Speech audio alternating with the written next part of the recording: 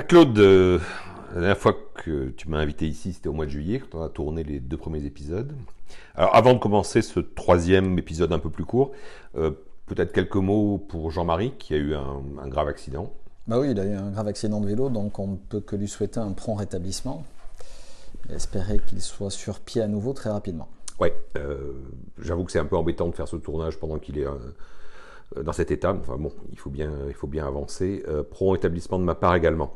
Euh, As-tu eu des retours de ces 2 premières vidéos? Quelques retours, mais en fait assez peu sur YouTube. Il y a eu 2000 vues du premier, enfin je prends des chiffres arrondis, un millier du second. Peu de retours, une vingtaine de retours par mail directement auprès de moi, qui étaient à très grande majorité, pas tout à fait exclusivité, mais à très grande majorité positifs, en disant que ça leur expliquait effectivement une partie de la situation dont ils avaient pris conscience, en regardant ce qui se passait à la sauce. Bon, en même temps, expliquer était le but de la démarche. Absolument. Parce que si on avait voulu faire juste de la propagande ou agiter l'opinion, on aurait fait des vidéos de 5 minutes de façon bien putaclic et ça aurait circulé. C'était pas le but, je crois que tu voulais t'expliquer. Et les retours que j'ai eus, parce que j'en ai eu également, les retours que j'ai eus montrent que la vidéo, malgré sa longueur, assumée, Ouais, t'es donc. a été appréciée. Qu'est-ce qui t'amène à faire cette 3e intervention? Plusieurs choses. D'abord, au fond, il y a un ou deux sujets que nous n'avons pas eu le temps d'aborder au cours de la dernière fois et qui expliquent, entre autres, pourquoi j'ai attaqué également l'école dans l'assignation que j'ai faite, puisque j'ai assigné en justice à la fois la sauce, AMA. Je m'en suis largement expliqué dans les 2 premières vidéos, mais on pourra le synthétiser rapidement. Et j'ai également assigné l'école qui a fait du dénigrement à mon égard de manière très inconvenante et dont je vois aujourd'hui encore quelques implications dans ma vie de tous les jours. Vas-y, explique. Alors, euh, pour, pour essayer d'être synthétique, en fait, revenons un peu en arrière. Nous avons, dans le cadre de travaux avec le bureau et dans la continuité de ce que j'expliquais dans la première vidéo, des projets que nous avions envisagé de développer pour la communauté arts et métiers, nous avions eu l'idée de travailler, c'est pas très original, mais c'était important de le faire, sur l'industrie 4.0. C'est un travail qu'on avait amorcé avec l'ancien vice-président formation industrie, Christian Picolet. Nous avions commencé à bâtir une démarche qui nous paraissait intéressante pour arriver à promouvoir en fait l'industrie 4.0, pas auprès des grands groupes, parce que les grands groupes n'ont pas besoin forcément de structures tierces pour développer ces réflexions-là, mais plutôt de PME, TPE. Et donc nous avions monté, en tous les cas, nous avions l'idée de monter un dispositif qui nous paraissait être intéressant dans ce cadre-là. Les hasards de la vie font que quelques mois plus tard, puisque ce dossier avait été en définitive non pas oublié, mais mis en stand-by avec la démission très rapide de Jacques Paccard et puis l'arrivée de Marc Rumeau, j'ai eu l'occasion au printemps de l'année 2017, au travers de mon réseau, d'avoir quelques introductions auprès de la région qui lançait un grand projet Industrie 4.0 qui a été doté quand même de 300 millions d'euros in fine, ce qui n'était pas tout à fait le cas au démarrage si j'ai bien compris, et qui avait pour vocation de promouvoir en Île-de-France la digitalisation, la robotisation, si on veut être un peu caricatural dans ce qu'est l'industrie 4.0. Les hasards de la vie font que j'ai été en contact avec les animateurs d'un groupe de réflexion qui réunissait 40-50 participants avec des groupes professionnels, des pôles de compétences, de grandes entreprises franciliennes et qui avait pour vocation de dire au fond qu'est-ce qu'on fait avec ce projet-là. Et donc j'ai eu l'opportunité un peu par hasard et arrivant tout à fait à la fin du dispositif et du projet qui a été mis en place, puisque j'ai participé simplement au dernier comité de pilotage qui rendait une partie des conclusions, J'ai eu l'occasion d'échanger avec un des animateurs de ce projet et au fond de lui restituer quelles étaient les réflexions que nous avions eues avec Christian Picolet, mais avec le bureau au sens large du terme. Et je vais bien évidemment les évoquer, mais il a été extrêmement intéressé et il m'a dit, écoute, je trouve que ça serait intéressant que tu présentes tout ça lors du dernier comité de pilotage. J'ai bien évidemment respecté, je dirais, le mode de fonctionnement d'une association, donc j'en ai référé à Marc Rumeau, qui était à l'époque président, en lui disant, voilà, on a une petite opportunité de faire quelque chose qui paraît assez intelligent sur l'industrie 4.0, qui pourrait permettre d'associer l'école également. Est-ce que tu souhaites que j'y aille, que je n'y aille pas? J'ai eu le blanc-seing de Marc Rumeau, à qui j'ai communiqué bien évidemment après chaque réunion l'avancement des travaux.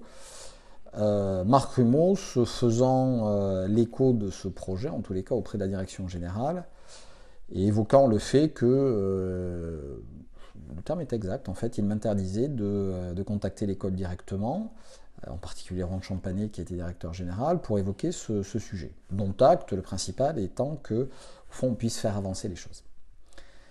Donc le dispositif que l'on proposait, c'était quoi? C'était très simple, c'était de tirer le constat qu'aujourd'hui, les entreprises que nous pouvons, ou qui sont aidées d'ailleurs plus généralement sur des problématiques Industrie 4.0, rencontrent un problème très simple. Elles peuvent faire un diagnostic. Le diagnostic, ça va être 12, 15, 18 000 euros. Ce diagnostic, en règle générale, est financé pour moitié par la région. Et quand ce diagnostic est fait, on a quelques lignes conductrices de ce qui peut être envisagé dans le futur, mais il faut passer à la concrétisation d'abord d'une cible, qu'est-ce qu'on va faire et comment on va s'organiser pour le faire, et puis après au déploiement. Ça demande beaucoup plus de ressources. Et le calcul que nous avions fait à l'époque était très simple, nous avions évoqué ça avec le CE Alist et le CETIM, se lancer dans une opération de ce type avec un consultant expérimenté, ça représente, rien que pour première étape de 6 mois, ça représente assez facilement, 6-9 mois, 200 à 300 000 euros. Donc la région est incapable de financer quelque chose de ce type-là. L'idée que nous avions développée avec Christian consiste à dire, faisons autrement. La région a de grandes envies de déploiement, de formation autour de ces sujets-là. Donc joignons en fait ces deux problématiques et proposons aux entreprises un dispositif un petit peu plus original dans lequel l'animation en fait, du projet Industrie 4.0 est réalisée par un élève en dernière année dans le cadre de son projet de fin d'études, qui est l'ancien vocable, mais utilisons ce terme entre nous, faisons qu'il soit accompagné par un consultant un peu plus expérimenté qui puisse l'accompagner. Par expérience, on sait très bien qu'un directeur de mission qui va œuvrer sur une opération de ce type va passer une demi-journée, une journée par semaine. Donc nous passons de 200 000 euros à 25 30 000 euros grand maximum en payant bien évidemment l'élève. On crée une opportunité pour l'élève aussi, s'il est intéressé de travailler dans une PME, plutôt d'être tout de suite dans le cœur de l'industrie de demain, d'avoir un job extrêmement intéressant. On permet potentiellement à l'école aussi d'être dans une logique de progrès continu, parce que pour aider les élèves, il faut être au maximum du cœur de ces problématiques-là. Donc tout ça est un incentive qui est intéressant. Donc c'était ce que j'avais évoqué avec la région au cours de ce dernier comité de pilotage, et il y a eu un enthousiasme assez fort sur ce projet. Et simplement à la fin de la réunion, en discutant avec les animateurs du projet, j'ai dit mais n'allez pas chercher différentes écoles d'ingénieurs, prenez l'école de l'industrie, prenez les arts et métiers, ce sur quoi tout le monde était d'accord. Donc je suis revenu vers Marc Rumeau, bien évidemment, en lui disant écoute, définitive, tu craignais que ça soit un petit peu long pour aller sur ce projet. Non, tu allais assez rapidement. La région est demanderesse d'avoir immédiatement une réunion avec l'école. Organisons-nous, sachant que l'objectif de la région à l'époque était de se dire essayons de boucler un premier dispositif théorique, mais avant le 14 juillet, puisque nous étions à 2-3 semaines de cette échéance-là. Et puis nous sommes tombés en plein marasme au niveau de la sauce, les remises en cause qui ont eu lieu à cette époque-là et qui ont abouti, je vais le mettre entre guillemets, au départ de Marc Rumeau. Et donc tout ça, en fait, de facto, a pris du retard. Le vice-président formation industrie, Éric Leroy, était en charge de ce projet, l'a évoqué très clairement auprès de Champonnet, en tous les cas c'est ce qu'il m'a restitué, de telle sorte que nous puissions avancer et organiser ces premières réunions. Et puis tout ça a pris un temps fou, non pas du fait de l'école en l'espèce, mais tout simplement parce que il y a eu une forme soit de pudeur, soit de résistance à un contact qui aurait pu être mis en œuvre directement entre la région, moi simplement pour passer le bâton, le relais plus exactement, et la sauce. Et donc nous sommes retrouvés au mois d'août, avant une réunion avec la région, dans laquelle nous avions évoqué la présence de l'école. Une fois que nous avions fait ce travail, en tout cas une fois que moi j'avais fait ce travail, je me retirais du projet parce que je n'avais pas pour vocation de travailler sur celui-ci. Sachant, j'apporte une précision, qu'y compris la Fondation était partante dans cette opération puisqu'elle était prête à sponsoriser quelques premières opérations auprès de quelques premières entreprises. C'était ce qu'elle avait confirmé en bureau SOS quelques mois auparavant. Et donc nous nous retrouvons fin août. Quasiment à la veille d'une réunion avec la région, sans lien créé avec l'école sur ce sujet, et donc je dis à Éric Leroy, non, on ne peut pas passer pour des clowns. Donc pourquoi on en est là aujourd'hui? Qu'est-ce qu'on fait pour que l'école puisse être présente à cette réunion, pour qu'on puisse avancer? Contact est pris avec Laurent Champonnet. Et là, j'apprends que, effectivement, la direction générale de l'école, en l'espèce Laurent Champonnet, a envoyé un courrier. Pour les gens qui me connaissent, je dirais qu'il pourrait être taquin, mais il est en réalité diffamatoire à mon égard, à Valérie Pécresse, donc présidente de région. Bon, un petit peu surpris. Et surtout totalement dans l'incompréhension, parce que je vous dis, on a une belle opportunité. Comment peut-on en arriver à faire des choses pareilles? Tout en me disant d'ailleurs dans ce courrier que c'est tout à fait intéressant selon lui de réfléchir à un vrai partenariat avec la région, bien évidemment, et l'école. J'ai eu l'occasion de lire ce texte, qui fait partie d'ailleurs des pièces que j'utilise dans l'action que je mène contre l'école, qui est diffamatoire, qui est très critique, qui me fait passer pour quelqu'un d'extrêmement à la fois mercantile, opportuniste et sans fond. Et quand je lis ce courrier, je m'aperçois en plus que Marc Rumeau est en copie, donc je ne doute pas qu'il y ait pu avoir des échanges sur son contenu préalablement, enfin je l'imagine. Marc Rumeau ne m'en a jamais parlé, c'est-à-dire qu'il aurait pu, alors qu'il a reçu ce courrier très tôt durant cet été-là, me dire « Claude, on a un problème », il connaissait le projet, il m'avait mandaté pour le traiter, bien évidemment j'ai tous nos échanges à ce sujet. Et donc je tombe de l'armoire parce que je me dis c'est un beau projet. Je pense avoir œuvré pour la communauté. J'ai fait ça totalement à titre bénévole. Ça ne rentrait pas dans ma mission et je n'ai jamais facturé le moindre jour là-dessus. J'évoque ce sujet-là puisqu'il fait partie des sujets qui ont intéressé une partie de nos camarades. Et donc je ne comprends pas comment on peut aller dans le mur. Ce courrier délétère envoyé à Valérie Pécresse donne une image de moi qui peut me poser des problèmes dans mon univers professionnel. J'en ai eu des échos d'ailleurs cette année, en début d'année. Donc pour moi c'est insupportable. Attends, parce que je connais l'histoire, c'est une histoire qui me fascine parce que dans l'épisode 1 ou 2 de nos vidéos, j'explique que tout ce qui t'arrive et tout ce qui est arrivé à Clovis me choque, mais il ne me choque pas simplement d'un point de vue valeur Gazar, il me choque par le mépris de l'efficacité. C'est-à-dire qu'on casse des choses qui marchent sans aucune raison. Tu as ramené de façon au départ assez fortuite, c'est c'est du réseau personnel. Oui. T'es arrivé sur ce projet de façon assez fortuite. T'as réussi, parce que voilà, c'est ton écosystème, t'as réussi à transformer ça en projet potentiel pour l'école. Et le directeur général de l'école s'est fâché parce que dans le compte-rendu de la région, t'as été cité comme représentant de l'ENSAM.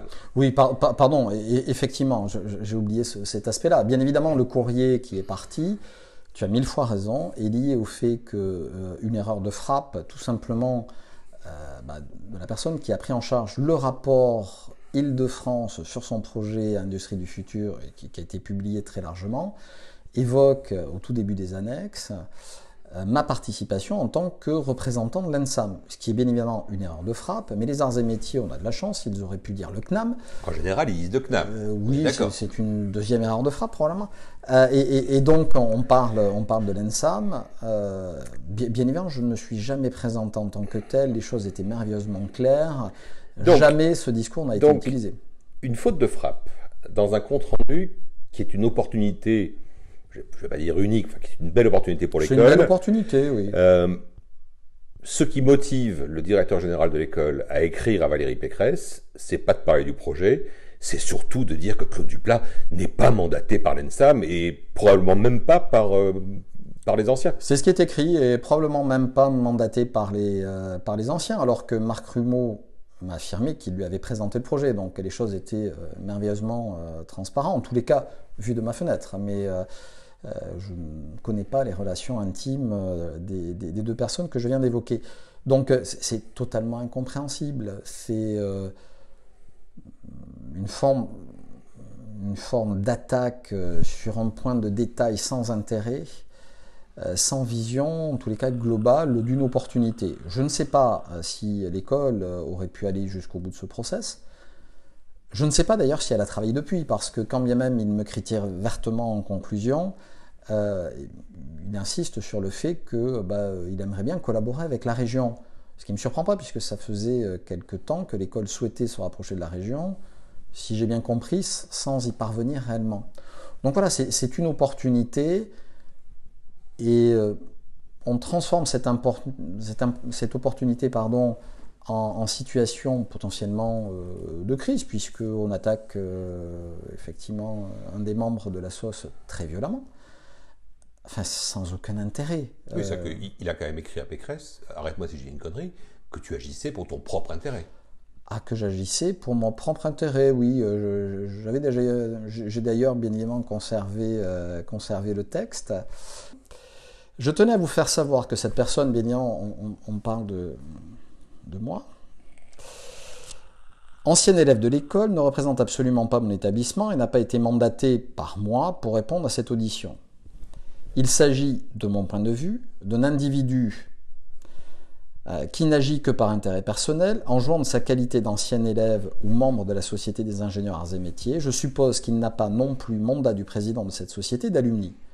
C'est assez étonnant, puisque Marc Rumeau m'a affirmé qu'il avait déjà évoqué ce sujet largement avec le directeur général, et que donc il n'y avait aucune raison pour que ce dernier ne soit pas au courant, ce qui m'avait été d'ailleurs confirmé par le VP Formation Industrie. Donc, même sans ça, je veux dire, quelqu'un t'amène un projet, qui est un projet vraiment stratégiquement dans l'axe de l'école, et ta réponse à la présidente de la région, c'est de dire, la personne qui vous a convaincu qu'il fallait travailler avec les arts est un escroc. Je trouve que c'est super pour vendre un projet, je trouve. C'est super.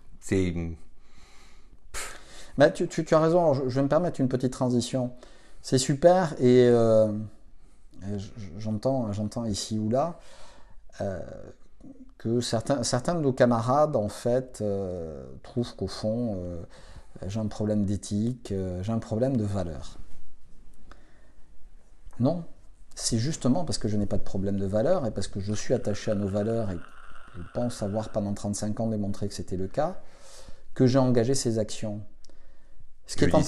Judiciaire, oui. Ce qui est en train de se passer avec Clovis, avec notre délégué général, que l'on a viré, d'ailleurs, on l'a viré comme un malpropre, en ayant d'ailleurs, j'imagine, l'assentiment global du bureau. quelque chose d'incompréhensible pour moi. Qui a été obtenu de façon particulière quand même. Probablement, mais peu importe. Quand on vire quelqu'un, le comité a confirmé d'ailleurs qu'il fallait le licencier. Je trahis aucune information en disant que Clovis a eu l'occasion de discuter avec la très grande majorité des membres du bureau qui ont quand même beaucoup de difficultés à expliquer pourquoi il a été licencié. Mais licencié pourquoi? Quelle éthique? Quelle valeur? Moi, je veux bien qu'on m'attaque sur les valeurs. Ça finit même par m'amuser. Mais je serais curieux de comprendre pour quelles raisons. Le bureau a signé unanimement un courrier au DDP pour réagir à l'envoi de mes vidéos, expliquant qu'il y avait de très sérieuses inexactitudes sur mes vidéos. Comme tu le disais en introduction, si nous n'avons pas fait des vidéos de 5 minutes, c'est justement pour ne pas prêter le flanc à les critiques. C'est-à-dire que je pense qu'on a argumenté un certain nombre de choses, je pense que l'assignation que j'ai envoyée est assez argumentée, qu'elle prospère ou pas est un autre débat, mais elle est quand même, je crois, bigrement argumentée et charpentée. Donc, ce courrier de la sauce qui parle de sérieuse inexactitude, oui. Ils auraient pu dire sérieuse différence d'appréciation. Et pourquoi pas? Et ça aurait été dur à argumenter, mais sérieuse inexactitude. Est-ce qu'il y a ne serait-ce qu'un membre du bureau qui pourrait en lister une? J'en ai aucune idée. J'ai eu l'occasion de dîner récemment avec l'un d'entre eux, qui a quelques difficultés à trouver même auprès de ses camarades un exemple d'inexactitude. Mais il y en a peut-être. Qu'on en débatte. Déjà, on n'a pas dit qu'il y avait des contre-vérités, ce qui est bien, mais des inexactitudes, à la limite, pourquoi pas? Mais discutons-en. On aurait pu en discuter depuis fort longtemps. L'instance de direction de la SOS en a décidé autrement.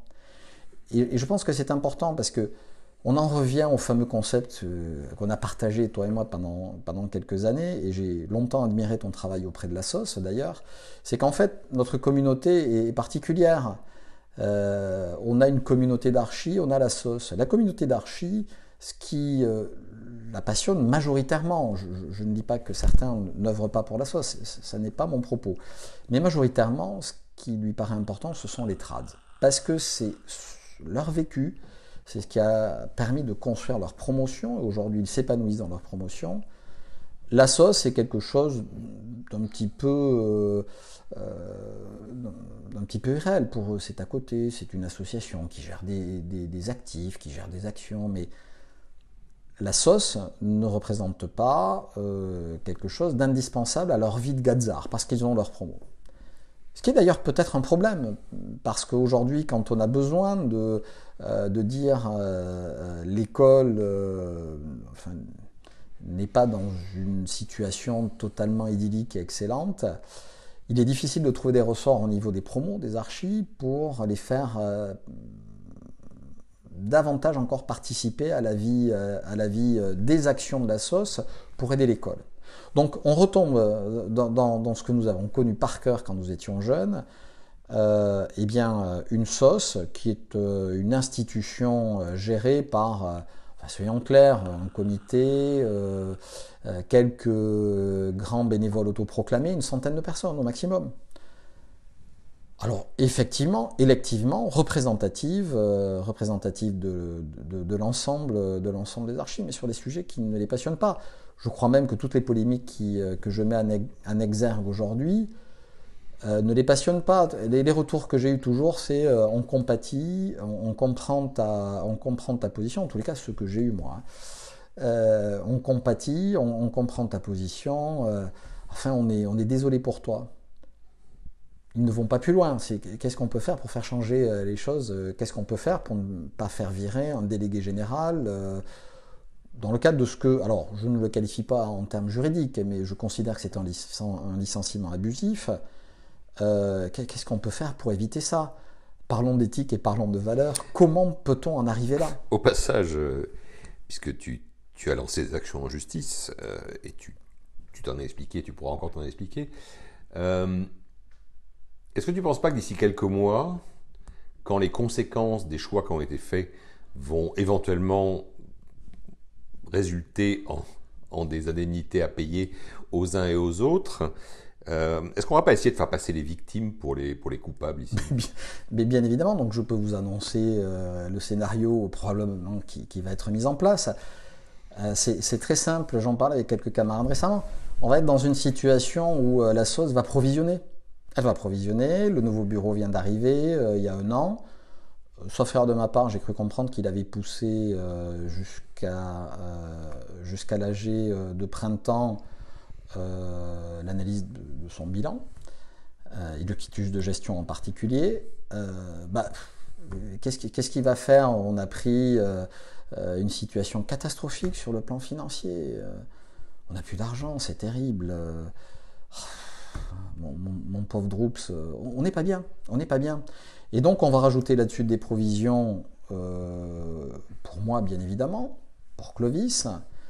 Moi, j'ai suivi les conseils de mon avocat. J'ai donné les éléments. Mon avocat a cherché d'abord un terrain d'entente avec la SOS. La SOS a donné une fin de non-recevoir. Il y avait des moyens très simples et très élégants de sortir de cette situation-là. La SOS a décidé que ça n'était pas le cas. Je ne parle pas des quelques jours dont on me faisait l'aumône. Je parle d'autre chose, je parle d'un vrai problème professionnel que je connais maintenant. Parce qu'il faut retrouver de la charge de travail, donc tout ça n'est pas simple. Donc l'opportunité de trouver un accord était existant. La SOS a décidé de ne pas le trouver. Mon avocat, qui est le technicien, a décidé effectivement d'arrêter en montant demander d'indemnité. Alors, peu importe, je laisse me conseiller là-dessus. Donc ce montant va être provisionné. Des montants seront provisionnés également pour Clovis. Il va y avoir donc plusieurs centaines de milliers d'euros qui vont être provisionnés, qui vont plomber les comptes de l'année. Et le bureau va dire, mais bien évidemment, j'imagine que c'est la logique dans toute entreprise, et malgré tout, notre association n'est pas loin d'être une entreprise compte tenu des actifs qu'elle a. Pas de chance, c'est compliqué cette année, parce que vous comprenez, en plus, on a des gens qui ne respectent ni notre éthique, ni nos valeurs. C'est ce que j'ai entendu. Avoir des valeurs, c'est virer un délégué général en licenciement abusif, sans réalité concrète. Quelqu'un d'ailleurs qui avait placé la bienveillance comme son cheval de bataille lorsqu'il a été embauché. Et que fait-on ? Alors, juste au moment où je voulais intervenir, on a eu une coupure batterie. Mais ce que tu viens de dire, je suis obligé de parler. Lorsque la procédure de licenciement a été engagée contre Clovis, par l'intermédiaire d'un copain de promo à nous, et de Le Chat, je pense un membre du bureau, il y a une réunion de conciliation qui a été montée dans un bistrot Place d'Italie, et Clovis m'a demandé d'être de l'accompagner. Et donc j'ai assisté à cette réunion, et le début de celle-ci a été un long monologue, non pas de Jean-Marie, mais de Jean Fournier, expliquant que le licenciement de Clovis était une mesure de protection de sa santé, et que le président n'était plus capable de protéger Clovis contre l'hostilité d'une partie de la Nudiena, ce qui d'ailleurs en soi me paraît complètement de la science-fiction. C'est-à-dire que le président et le bureau n'arrivent pas à protéger le délégué général contre l'hostilité de quelques grands bénévoles autoproclamés est une... bon, bref. Ce long monologue disait que donc c'était pour son bien et que un plan de reclassement allait lui être proposé de façon à ce que, évidemment, jamais il ne connaisse le chômage, ce qui évidemment préoccupait Clovis à l'époque.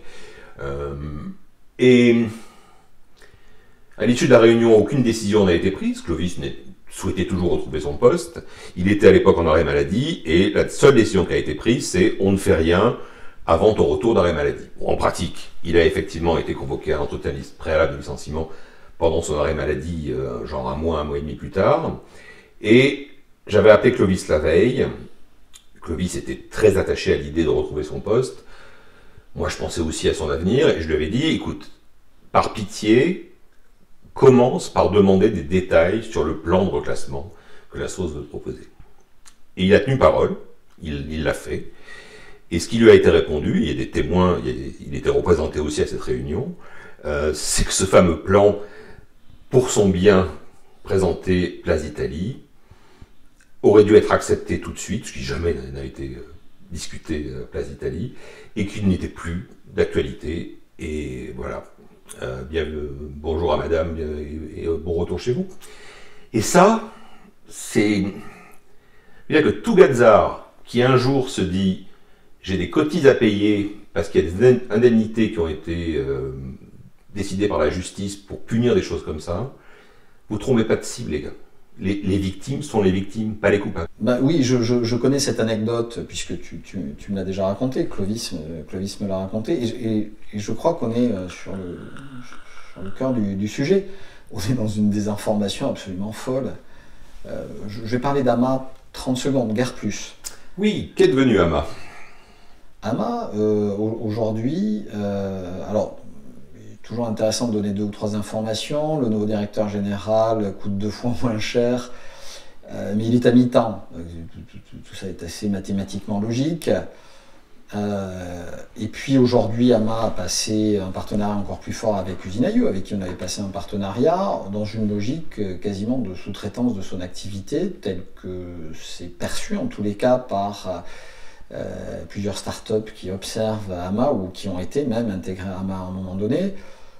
Je constate donc il y a un certain nombre de projets qui ont été quand même votés, libérés enfin de sorte à ce que les caisses d'épargne tiennent ses engagements et donnent les 5 000 € qui étaient convenus initialement. Donc ça a juste pris à minima 6 ou 9 mois de retard du fait des blocages de la sauce. Donc c'est aberrant. Je constate que les Gazards qui étaient traités de manière privilégiée sur Ama, maintenant voient leur cotisation doubler pour avoir un siège à Station F. Je constate qu'on leur a dit clairement qu'il ne se passerait rien avant février 2019 et donc qu'ils n'ont plus aucun accompagnement. Donc, Mais c'est moins cher, Claude. Oui, donc tu l'as déstabilisé avec ton moins cher. Ben, oui, certes, c'est probablement un peu moins cher, mais c'est moins porteur de projets pour l'avenir, je continue à le penser. Une fois de plus, ce qui est lancé aujourd'hui faisait partie des projets que nous avions commencé à bâtir avec Ingrid à la fin de l'année dernière, sur lesquels on a eu quelques blocages très dogmatiques de la sauce. Donc on est encore dans une logique de désinformation absolument incroyable. La toute dernière qui m'a fait sourire était que j'ai appris que j'étais embauché par Accenture. Bah, j'en suis fort heureux, ça me permet de travailler un peu. Bien évidemment que je ne suis pas embauché par Accenture. Ils ont été intéressés par mon profil, mais je n'ai même pas passé un seul entretien avec eux. Donc arrêtons la désinformation, qui est entretenue par certains, bien évidemment. Je crois que cette information a été diffusée par Patrick Cantelli, je ne sais pas où il l'a trouvée, mais je la trouve quand même croquignolesque et intéressante. Donc la désinformation est au cœur du dispositif depuis des mois et des mois. On a connu une époque, toi et moi, pendant laquelle, au fond, la sauce n'était pas très proche des PG. Il y a eu une génération un peu de sacrifiés, dans lequel nous, en tant que PG, nous avions l'impression que la sauce ne défendait pas nos traditions, ne défendait pas nos valeurs, en tous les cas faisait preuve d'un recul exacerbé, pour ne pas dire exagéré, vis-à-vis des PG. Les choses ont évolué énormément avec Roland Wardenegga et avec Jacques Paccard, et moi j'ai adoré sur ce plan-là travailler avec eux. Mais on est face à quoi? On est face à 2 mondes qui se heurtent. Le monde des modernes et le monde des anciens. Le problème est là, il est tout simplement là. Ce problème, il faut qu'il soit résolu, parce que je veux bien que nous puissions écouter, hors Roland et Jacques que je viens d'évoquer, les conseils avisés des anciens présidents qui pendant 30 ans ont accompagné, en la regardant, mais peut-être n'y a-t-il pas de solution, c'est un autre débat, mais en tous les cas ont constaté la dégringolade de l'école. Tu te souviens qu'en étant en 82 à l'école, la presse titrait « Le triomphe des Gazards ». Je crois pas que les classements derniers mettent en exergue la même chose. Alors oui, il faut probablement aider l'école sans la violer dans son fonctionnement.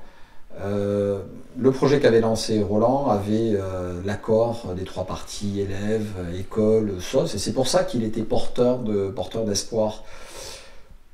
Ça a débouché sur une crise sans précédent qu'a connue la présidence de Jacques Paccard, sur effectivement des attaques très surprenantes du directeur général de l'école. Une fois de plus, c'est pas la SOS qui a attaqué l'école, c'est l'école qui a attaqué la SOS. Donc je crois qu'il faut remettre l'église au milieu du village à un moment donné. Nous sommes sur une bataille de modernes et d'anciens, et les anciens aujourd'hui, comme tu l'évoquais dans le cas de Clovis, ont un pouvoir de toxicité qui est surprenant, qui est très surprenant. Je pense que ce ne serait jamais arrivé à l'époque de la présidence de Roland, même de la présidence de Jacques. Je n'ai jamais connu ce genre de problème. Il n'y a pas des fois où tu te dis qu'il suffirait de quelques mots de Roland pour résoudre le problème? Je respecte complètement la position de Roland, qui n'a jamais parlé et critiqué au sens critique constructive de ses prédécesseurs et de ses successeurs, donc je respecte complètement sa position, mais je crois qu'effectivement ce genre de situation ne se serait pas passé. Et que s'il voulait, il pourrait peut-être. Donc je crois que Roland a donné toute son énergie pendant 4 années. Je crois qu'il est sorti fatigué, épuisé d'un mandat. C'est épuisant, et c'est épuisant pour tous les bénévoles qui œuvrent au sein du bureau. Tu l'as connu, je l'ai connu. Ouais. J'ai passé un week-end avec un DSC. Bon, il se trouve qu'il est de notre promo, ça simplifie les choses, mais quand je lui avais dit, mais tu sais, DSC c'est un mi-temps, c'est 20 heures par semaine, il faut que tu le saches, tu l'as vécu, donc je l'ai vécu aussi. On a passé parfois un peu plus de 20 heures, mais c'est un engagement qui fatigue. 3 ans, 4 ans, physiquement, ça épuise. Et puis une fois de plus, ce qui se passe à Iéna est devenu toxique. Donc la toxicité, forcément, fatigue encore plus. Donc je crois qu'à un moment donné, le vrai débat entre les modernes et les anciens, entre des projets à mener pour notre communauté, si l'école le souhaite, pour l'aider, devront être au cœur de l'actualité, et pas l'arbre qui cache la forêt avec un méchant Clovis, un abominable Duplat. Dans peu de temps, j'ai cru comprendre qu'il n'y aurait plus de secrétaire général, et on allait lui trouver à Yves Gou une solution intelligente pour qu'il puisse continuer à œuvrer pour la sauce. Enfin, on est où? Les projets demandent des ressources. On ferait mieux de se préoccuper de la manière éventuellement même d'avoir des produits et pas uniquement des dépenses. Mais là, on fait du cost killing. Très à la mode en termes de management il y a 30 ans. Moderne et ancien. À la prochaine, meuf. Merci Laurent. Plutôt Droops.